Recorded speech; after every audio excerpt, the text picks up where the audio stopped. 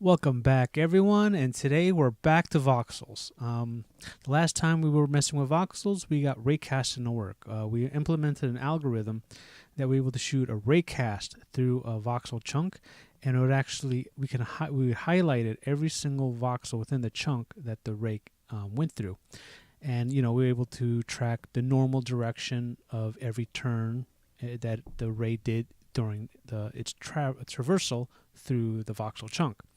So today we're going to use that and start building voxels. Just using the mouse to actually create the little voxels in our chunk. So I got a couple of small new things. Added a new shader called base color. It's just a very simple shader that just fills in the color. That's it. Surprised I didn't have a shader like this already. And I have a new primitive, I guess, a new entity, a new renderable. All it does is create a cube, but just a line outline of it. That's all it is. Very simple. That takes up the whole screen. The only thing I updated with voxel.js is by putting our new voxel raycast. This is a slightly different version from the previous video. This is the minimal version that I then tweaked a little, quite a bit to optimize it as much as possible. So I did small little changes here and there. If you remember correctly, I had like a huge list of variables that go straight down. Now they're kind of broken up into different sections, just because original code here had 9 shorthand if statements, and I wanted to fix it up to only be 3, so there's 6 less if statements to deal with every time you run this code. Also did a bunch of things, like I said. I got rid of all the directions and just made a vec3 out of it, because I need to use it as an array as well. So the vec3 that I have, works both as a vector and as an array and as a structure. So best of both worlds. And I set everything up with default values, so this way I have less to do in the else statement of these things. So I did quite a bit of like optimization here and there. And really one of the big changes is I had this little part right here that says do something with the voxel. So what we're going to do with the voxel is we're going to check the chunk and check to see if the value equals 1. That means has that voxel turned on at those coordinates. When we do, we're going to change the value to hit, and we're going to break out of the loop. That's all we're going to do. Because the idea is we're going to shoot a ray through the chunk, and we want to find the first active voxel that we hit. If not, I want to find the last voxel that we touch on the ray. So remember, in the previous video about voxels, we highlighted the first voxel and the last voxel on the array. So if we don't find a hit, I want the last one, because that's the one I'm going to start creating from. And I didn't comment this part out. It's still there, but it is completely ignored by the return statement here. So this is what I'm going to return with this function. I'm going to return the normal hit, basically just the direction, the last direction. It's the direction of the face that we hit, basically. So if we hit like the front face, we're going to get the normal direction of a front face. So it would be like 0, 0, 1. So it would be the normal direction of the face that we hit.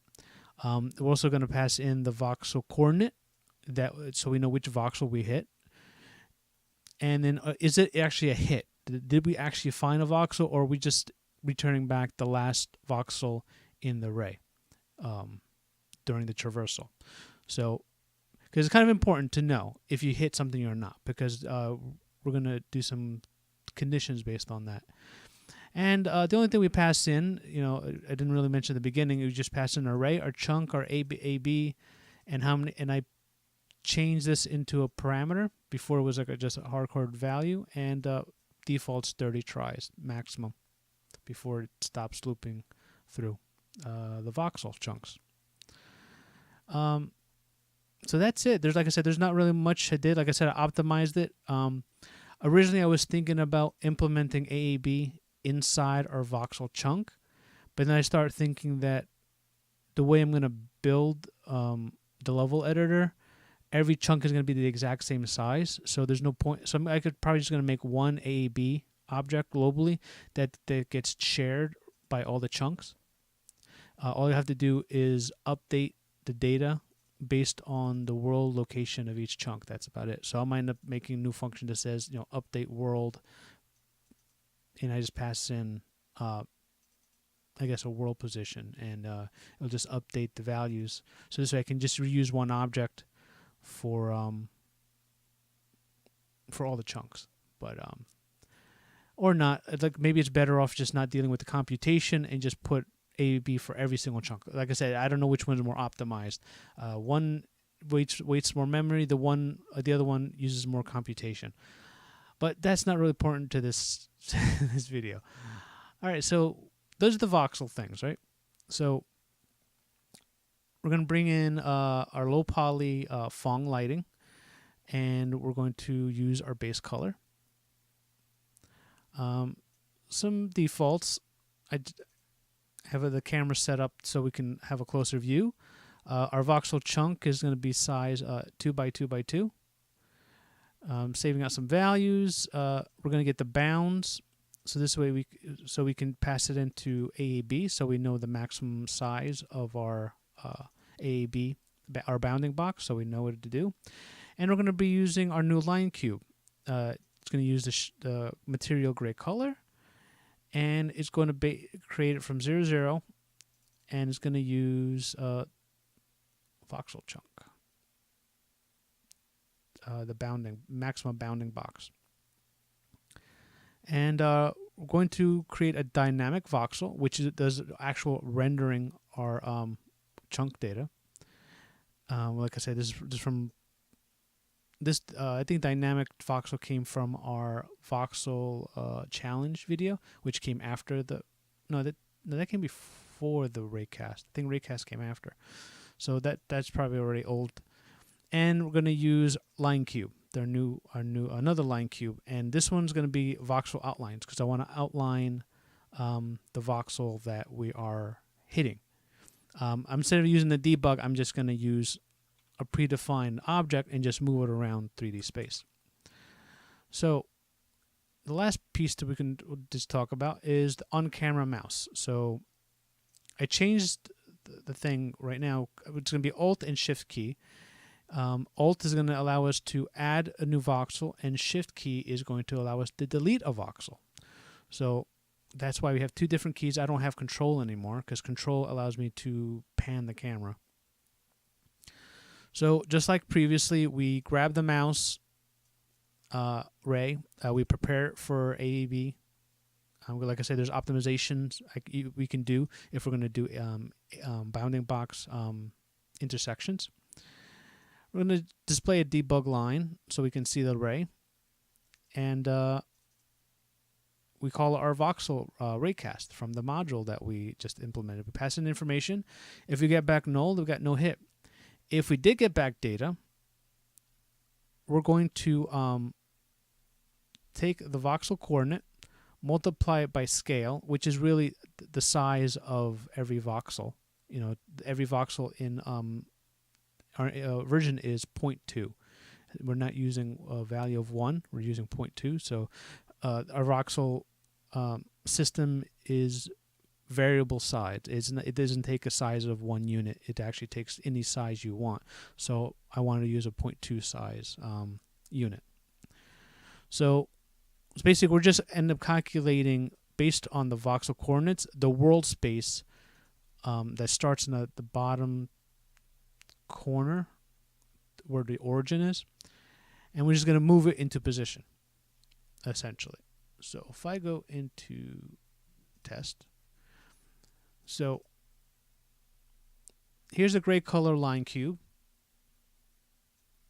So this gray area represents our voxel chunk. That's how big our voxel chunks. The red one, the voxel outline, where I'm going to use it to tell me which voxel I hit. So if I start, let's see, I can use Alt. Now I highlight exactly which voxel I hit last, basically. Like it'll highlight whichever voxel I hit that exists, or the last one exiting out the cube, or exit. So there you go. So very simple. You know, this is the same thing as we were doing before, except not, instead of using the debug functions, I'm actually just taking the cube that exists and just moving it instead of rewriting it and then sending all the information back to the GPU. It's a little more optimized this way. Now, if when I want to create a voxel, there's two conditions to create a voxel. So if let's say I want to hit this spot, right? If there is no voxel here, oops. So if there's no voxel here, then that means that means there's no hit. I'm going to get no hit back. So I'm going to actually create a voxel here. Now, if there is a voxel here, that means I did hit a voxel.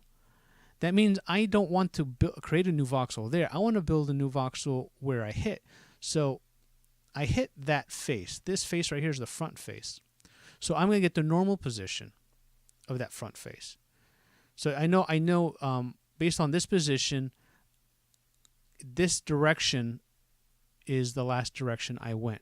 Or that's the normal direction of the impact face of the voxel. So what I'm going to do is take the coordinates plus the normal direction, and it will give me the previous voxel, basically the second to last voxel that the ray hit. So we're going to end up calculating the second to, we're going to get the last voxel to hit, and we're going to calculate the second to last voxel. Because that one, if we did hit a voxel, we want to create the voxel next to it. If the voxel doesn't exist, we're going to create it in that place. So to illustrate it, I have the other object called voxel outline extend. So I'm like, where's this going to extend? And we're visualizing it, and it's the same thing. The only difference, like I said, I'm taking the voxel that we hit, essentially, plus the scale, the normal times scale. So I'm creating this into world position and then adding that world position to this world position.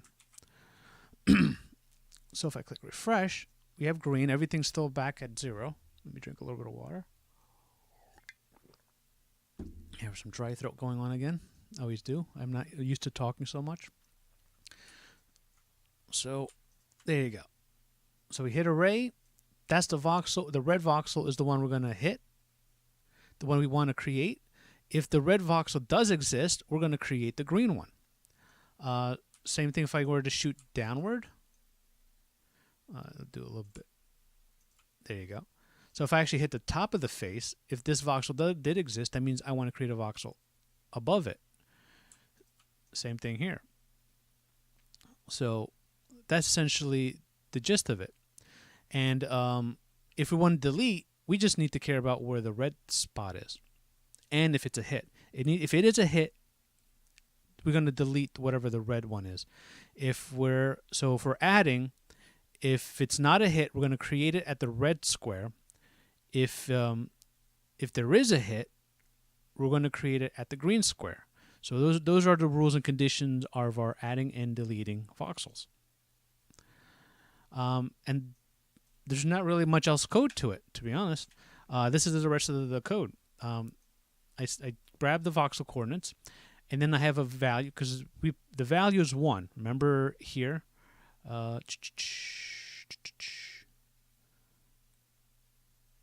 Like I said, do something with the voxel. I'm checking for the value of 1. If that voxel has a value of 1, that means it exists. It should be rendering a voxel there. If it equals 0, it means it does not exist. So by default, we're going to be adding a voxel. And if you have the Alt key pressed, that means we're adding a voxel. Else, we have to hold the Shift key, and we're going to be deleting a voxel.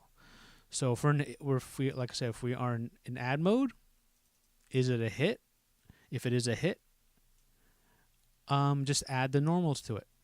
So I know just add the normal coordinates to the coordinates of the voxel chord.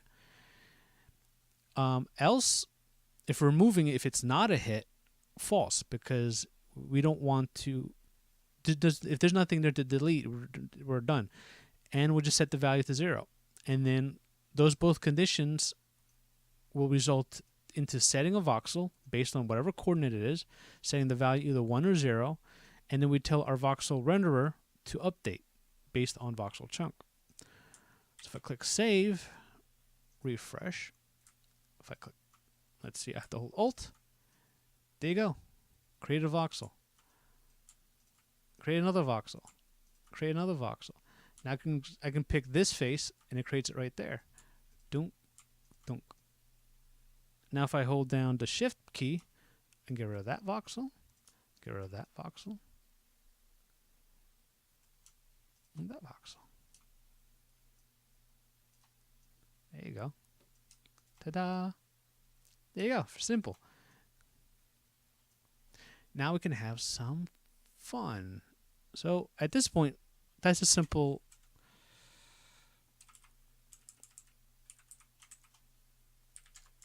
So I'm going to switch the camera around. I'm going to change the size to something bigger. There you go. Now we got a nice big voxel to play with. So now at this point, like I said, I can do anything I want. I can just, let's say Alt key. And this works pretty quickly. You know, pick that face.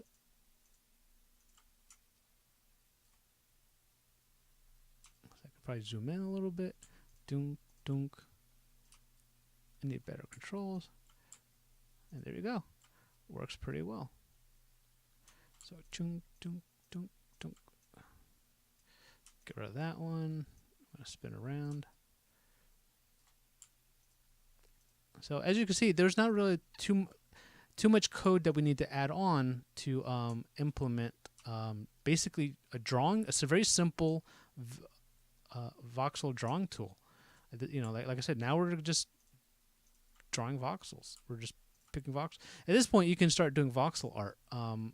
Next thing we need to maybe do is extend our voxel data to be able to, instead of just saving a value between 0 and 1, maybe we save a structure that has something called like state. Is it visible or not visible? And then maybe color. So this way each voxel can render on a different color. Or a different texture. You know, sky's the limit. Well, it works pretty well. See, I'm going to do this. Getting that ray just right. So yeah, this is cool. This is awesome. I've seen like voxel drawing tools in the past, and I always thought it'd be kind of cool if I knew how to do it, and I just never thought I was smart enough. Fast forward to today, and apparently I am now officially smart enough to build a voxel drawing tool. So, and by proxy, so are you. If you've been following the series. So yeah, look, it's like this makes building things really quick and easy. This is pretty neat. Like I said, once we got the voxel system set up, which is not very complicated, and then we got raycasting working. And this is why I love voxels, because you can just shape anything. You know, it's like this. You know, like that's why I want to create that level editor. Like this will make things so much easier. I want to be able to actually, because I might end up at some point going back to VR and really just step into the world and use the controllers to build. Like I can just like be standing right here and say, okay, I'm going to build a platform here and here.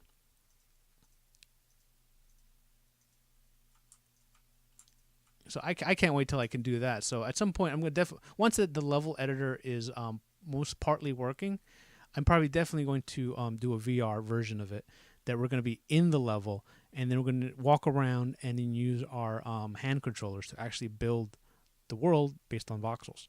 So that, because like I said, the transition's easy. Now it's all to do, instead of using a mouse, I'm going to use the hand controllers as a mouse. Just implementation shouldn't be that different because it's still a raycast. Instead of using the mouse raycast, I don't actually have to calculate the mouse coordinates at all. I just have to take the world position that exists now and shoot it at the forward direction and call it a day of the hand controllers, basically. So yeah, there you go, voxel drawing. Hopefully this wasn't a long video because there was not really much to it. Like I said, all the code was in this page. Let's see, how big is our voxel system so far? Our voxel system is only about 376 lines of code. Very small in comparison. If you think about it, it's not a lot of code. And I read a lot of comments. I write tons and tons of comments. So if I were going to take all the comments out, this would actually be a lot less code, less lines of code. But overall, this is it. This is very voxel.js is right now is a very basic, simple, bare bones voxel system. Like I said, we can render, we can add and delete in real time, and we can do raycasting. After this is now just adding more layers to the system. The only thing I need to work on is fix the raycast to check to see if I'm inside the sphere. I think I left a comment here. I need the ray origin. I have to test if it's inside the AAB, and if it is, I need to determine the initial voxel coordinates of where I am inside the voxel cube, which should be pretty easy because I just take my the world position or the origin of the ray, and then just do some simple math that we did in the previous video, how to turn that into voxel coordinates. So that should be pretty easy. So I just need to do a point to bounding box intersection or collision. So just to see if the point exists inside a bounding box. And if that point exists inside the bounding box, the origin, just calculate the starting position and don't bother using the calculating something else. So yeah, that's about it.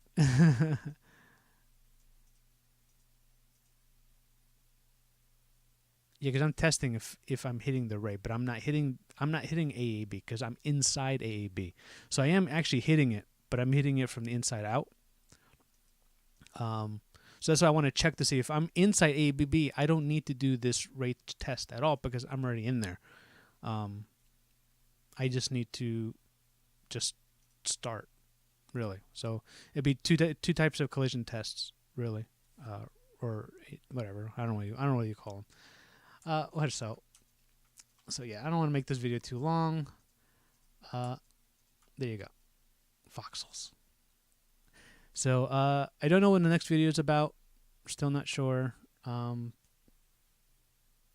But yeah, I'll see you guys whenever I come up with an idea what to do next. I have several things on my plate, so maybe go back to armatures and finish that up.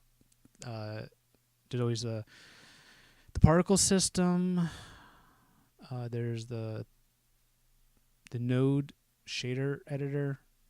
There's so many parts you need for a game engine, and I just want to build a game too. So that'd be it. Please like and subscribe, and I guess I'll see you guys in the next video.